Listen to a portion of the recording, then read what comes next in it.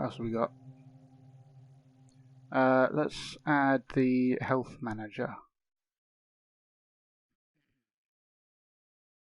Okay, so let's get a health manager thing. Okay, so we've added a health manager, and by default it has 100 health as max health, and it starts on 100 health as well. So let's yeah, so if we just grab a displayer and put our current health into it, then we can like see off to the side, and we'll just leave it at that for now, and we'll add some sort of death trap. So over here,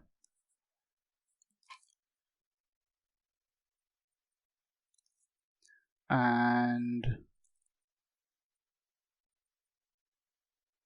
where is it? Oh, it's over here. Here's a health modifier. We'll just snap that on there, and we'll use the impact. So when that touches that, basically, and per hit we will do a little less than full, so that it won't be the first time we touch it, but the second time that we actually will die.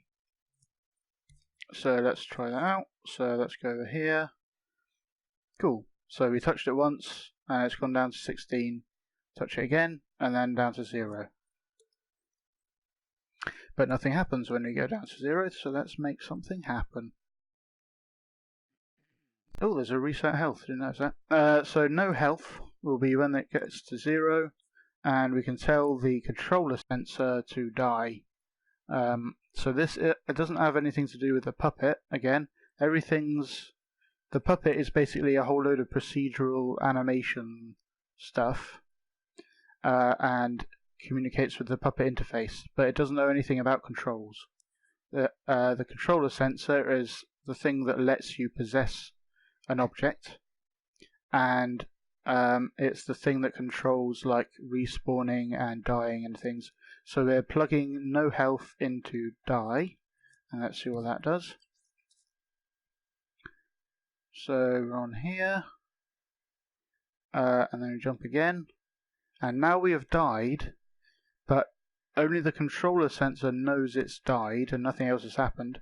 So even though I'm moving the sticks, as you can see in the bottom left, the controller sensor is like, it's like the controls are completely off.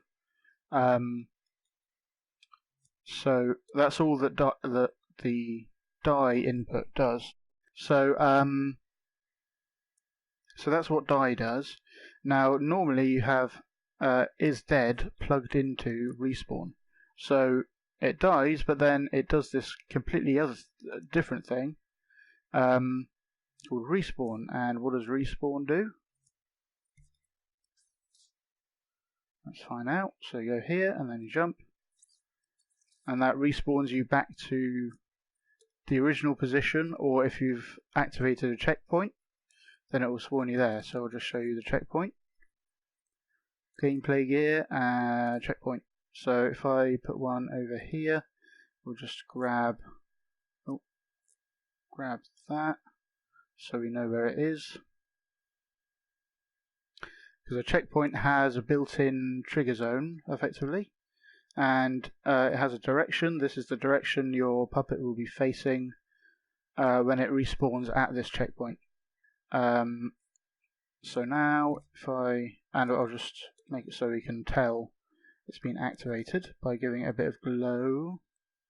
So currently active, put that into the glow so that when it's currently active, it glows. And it stays active until you go to a different checkpoint, and then that one is active and the old one becomes inactive.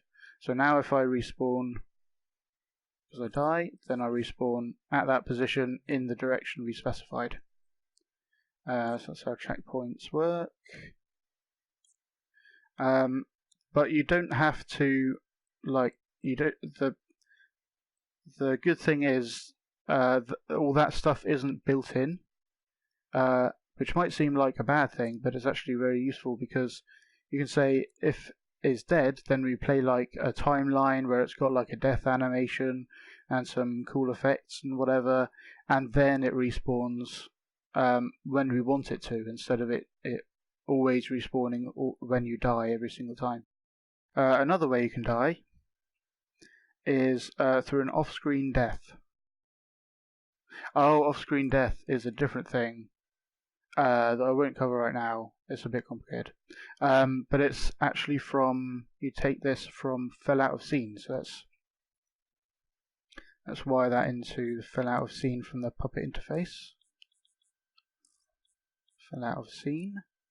So, and remove that from there. Okay, so we have this fell out of scene, so let's see when that triggers.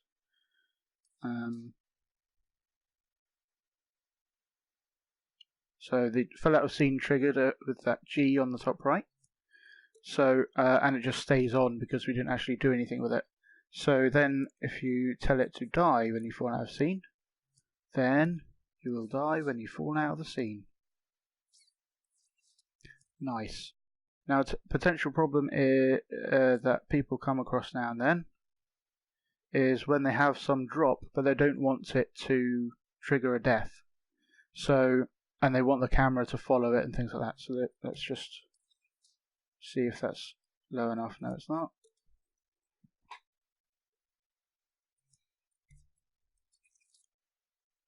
Yeah, so maybe you want to be able to drop that amount of distance and the camera to follow it properly. So to do that, there's a global settings gadget. And in the global settings gadget, there's some global settings, including fall height. So this is the max fall height that it can go, but you need to remember to turn this on, otherwise this setting won't apply. So if I make that really huge, and then fall off the side onto that other platform, then the camera still follows, and we don't get that fell out of scene trigger. Cool. So yeah, I'll add so we've got a little number displayer thing for showing the damage. I think I'll change this to continuous now, so that when we step on it, it does like a little bit over time. And actually, if you want some continuous effect, some continuous damage going on, then you want to turn this cooldown time off, because if you set it to like 3 seconds and step on a continuous one, every 3 seconds it will do some damage. But if you want it properly continuous, if you put that to 0, that should work. Let me go off it. Yeah, so it's actually continuous then.